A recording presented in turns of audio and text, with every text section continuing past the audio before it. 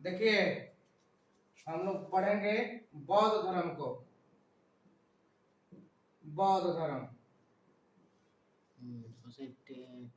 बौद्ध धर्म को पढ़ेंगे तो देखेंगे अगर बौद्ध धर्म के बारे में तो छठवीं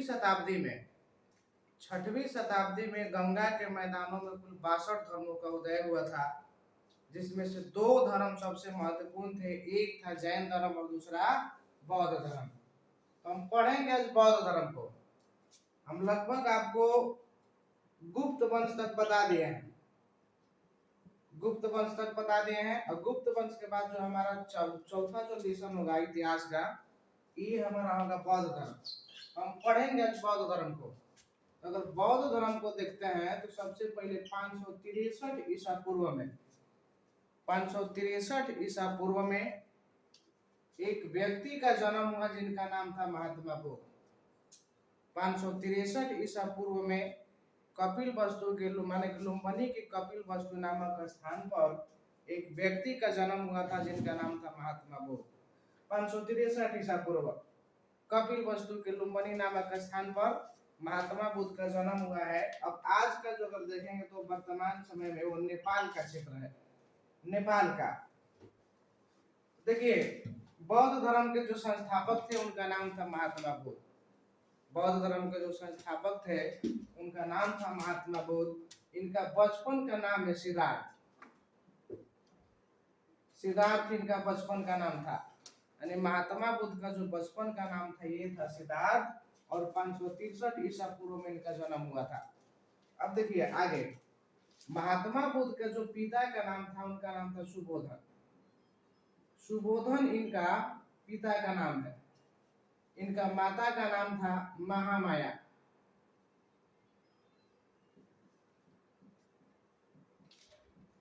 महामाया इनकी माता के नाम था। 7 दिन के पश्चात ही, यानी सिद्धार्थ का जब जन्म हुआ तो 7 दिन के पश्चात ही इनकी माता की महामाया की मृत्यु हो गई थी।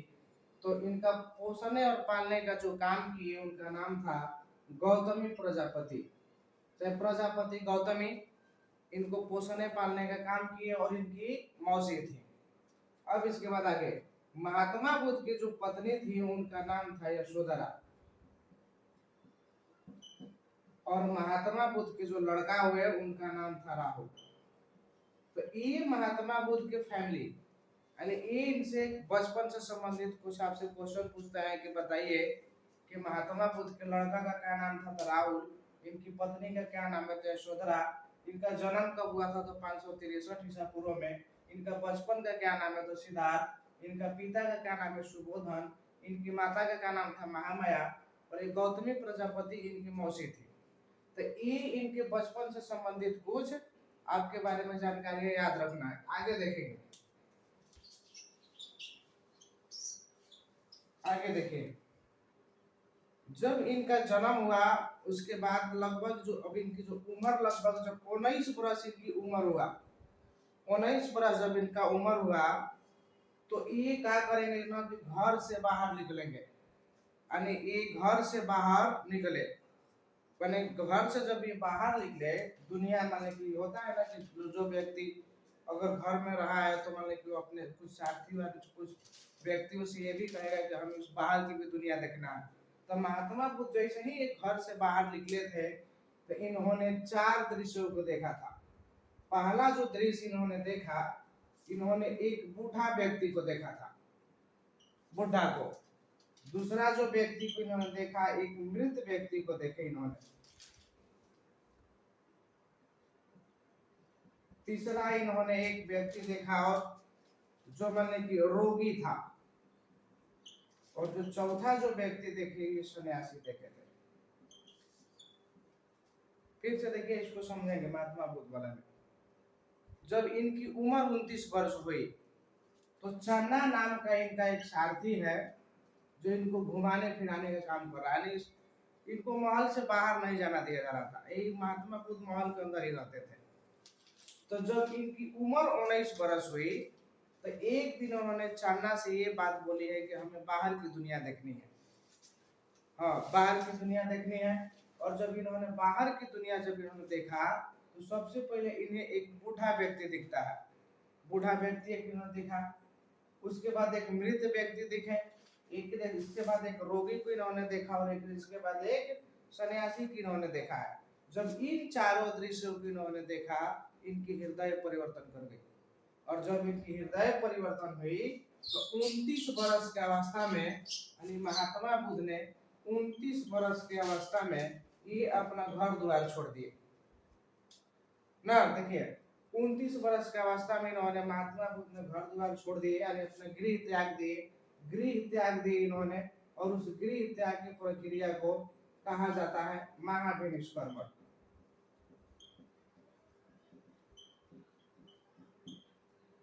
ये आपसे क्वेश्चन पूछता है कि बताइए कि गृह त्यागने वाले प्रक्रिया को क्या कहा जाता है? महाविनिष्क्रमण कहा जाता है। गृह त्यागने वाली प्रक्रिया को महाविनिष्क्रमण कहते हैं। 29 वर्ष की अवस्था में इन्होंने गृह त्याग दिया था। 6 वर्ष इन्होंने तपस्या किए, 6 वर्ष इन्होंने तपस्या की, और जब तपस्या की उन्होंने तो इनको निरंजना नदी के तट पर, चाहे इसको हम कहेंगे फल्गु नदी के तट पर, निरंजना नदी के तट पर या फल्गु नदी के तट पर इनको 35 वर्ष की अवस्था में ज्ञान की प्राप्ति हुई। 35 वर्ष की अवस्था में बोध गया में इनको ज्ञान की प्राप्ति हुई, और जब इनको बोध गया में ज्ञान की प्राप्ति हुई तो वह जो वृक्ष था वो पीपल का वृक्ष के नीचे इनको ज्ञान की प्राप्ति हुआ था। पीपल वृक्ष के नीचे इनको ज्ञान की प्राप्ति हुई, और जब इनको ज्ञान की प्राप्ति हुई इसको कहा जाता है संबोधि। संबोधि इसे कहा जाएगा ना, इसको कहा जाएगा संबोधि। फिर से देखिए 29 वर्ष की अवस्था में महात्मा बुद्ध ने गृह त्याग दिए, और जब गृह त्याग दिए तो गृह त्यागने की प्रक्रिया को कहा जाता है महाविनिष्क्रमण, यानी बौद्ध धर्म में गृह त्यागने वाले प्रक्रिया को कहा जाता है महाविनिष्क्रमण। 6 वर्ष इन्होंने तपस्या की, 6 वर्ष जब इन्होंने तपस्या की तो तपस्या करने के पश्चात इनको निरंजना नदी के तट पर, यानी फल्गु नदी के तट पर बोध गया में पीपल वृक्ष के नीचे इनको ज्ञान की प्राप्ति हुआ, और जब इनको ज्ञान की प्राप्ति हुआ इसे कहा जाता है संबोधि। आगे देखिए संबोधि कहा जाता है। इसके बाद जब इनको ज्ञान की प्राप्ति हुई तो इन्होंने सबसे पहला अपना उपदेश, पहला उपदेश ये सारनाथ में दिए थे। पहला उपदेश इन्होंने सारनाथ में दिए थे, और जब इन्होंने सबसे पहला बार उपदेश दिए सारनाथ में, ये पाली भाषा में दिए थे, पाली भाषा में इन्होंने उपदेश दिए।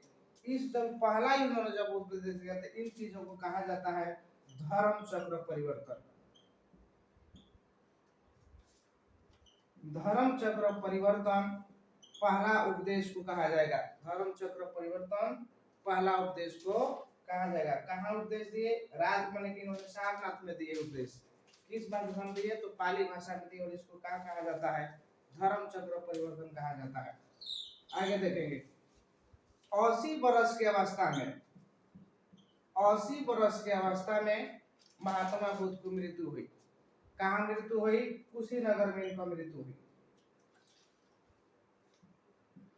कुशीनगर उत्तर प्रदेश में इनकी मृत्यु हुई 80 वर्ष की अवस्था में, और उस प्रक्रिया को कहा जाता है महापरिनिर्वाण।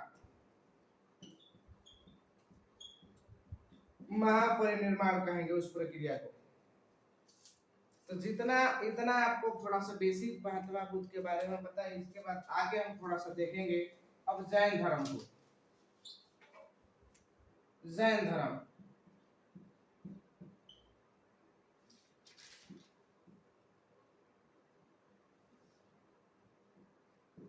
जैन धर्म जो जैन धर्म के जो संस्थापक थे उनका नाम था ऋषभ देव। ऋषभ देव जैन धर्म के संस्थापक थे, और ये पहला तीर्थकर है। 23वें तीर्थकर हुए इसमें, जिनका नाम था पार्श्वनाथ, और जो इस धर्म के 24वें तीर्थकर हुए उनका नाम था महावीर स्वामी। महावीर स्वामी उनका नाम था 24वें तीर्थकर का। जो 24वें तीर्थकर हुए जैन धर्म की, उनका नाम था महावीर स्वामी। तो हम शुरू करेंगे महावीर स्वामी से। महावीर स्वामी इनका जन्म 540 ईसा पूर्व में हुआ था। महावीर स्वामी का जो जन्म हुआ था 540 ईसा पूर्व में कुंडल ग्राम वैशाली में हुआ था इनका जन्म। महावीर स्वामी का जो जन्म हुआ था 540 ईसा पूर्व में कुंडल ग्राम के वैशाली में इनका जन्म हुआ था। अब आगे देखेंगे इनका पिता का नाम सिद्धार्थ था। इनका जो पिता का नाम था सिद्धार्थ था। इनकी जो माता का नाम था वो त्रिशला था। त्रिशला इनकी माता थी। सिद्धार्थ इनके पिता हैं। इनकी पत्नी का नाम था यशोदा। यशोदा इनकी पत्नी का नाम था। अनुजा प्रियदर्शी इनकी लड़की थी। ये इनके बचपन से संबंधित आपको जानकारी याद रखना है। जैन धर्म, ये भी जो धर्म थे एक जमाना यानी 6वीं शताब्दी में ये भी धर्म भारत के सबसे महत्वपूर्ण धर्मों में से एक था। जैन धर्म के जो संस्थापक थे उनका नाम था ऋषभदेव। पार्श्वनाथ जो थे ये 23वें तीर्थकर थे और 24वें तीर्थकर इस जैन धर्म के जो अंतिम तीर्थकर हुए जिनका नाम था महावीर स्वामी। और ये महावीर स्वामी जैन धर्म के अंतिम तीर्थकर थे। आगे देखेंगे महावीर स्वामी को अगर हम देखेंगे इनकी जीवनी को तो 540 ईसा पूर्व में कुंडल ग्राम के वैशाली में इनका जन्म हुआ था महावीर स्वामी का। इनका पिता का नाम सिद्धार्थ था, माता का नाम त्रिशला है। यशोदा का माने इनकी पत्नी हुआ करती थी यशोदा और अनुजा प्रियदर्शी इनके लड़के थे ना। आगे देखेंगे ये 30 वर्ष की अवस्था में यह गृह त्याग दिए थे। 30 वर्ष की अवस्था में इन्होंने गृह त्याग दिए थे। 12 वर्ष इन्होंने कठोर तपस्या की और जब 12 वर्ष इन्होंने कठोर तपस्या की ऋजुपालिका नदी के किनारे 12 वर्ष इन्होंने कठोर तपस्या की ऋजुपालिका नदी के किनारे इन्हें ज्ञान की प्राप्ति हुआ ना। ऋजुपालिका नदी के किनारे इन्हें ज्ञान की प्राप्ति हुआ। साल वृक्ष के नीचे ऋजुपालिका नदी के किनारे इन्हें ज्ञान की प्राप्ति हुई। इन्होंने सबसे पहला अपना उपदेश राजगीर में दिए थे। राजगीर में इन्होंने अपना पहला उपदेश दिए और जो ये राजगीर में जो पहला उपदेश दिए ये दिए थे प्राकृत भाषा में इन्होंने अपना पहला उपदेश दिया है। इसके बाद आगे 72 वर्ष की उम्र में इनका मृत्यु हो गया था। विपुलांचल पहाड़ी पे इनकी मृत्यु हो गई थी 72 वर्ष की उम्र में। नहीं